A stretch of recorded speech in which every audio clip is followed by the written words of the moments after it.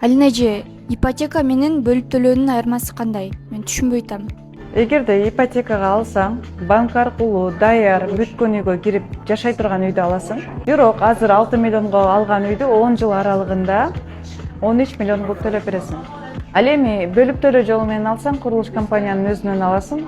Ал эми 6 миллионго алган үйдү 3 жылга, 5 жылга, 6 жылга бөлүп төлөө менен үстүнө эч кандай пайыз кошулбастан ошол эле сумманы бөлүп төлөп бересиң. Эгерде өзүм жашаганга үй алышым керек, даяр бүткөн үйдөн кирип жашашым керек десеңиз, анда мамлекеттик ипотекага алсаңыз болот.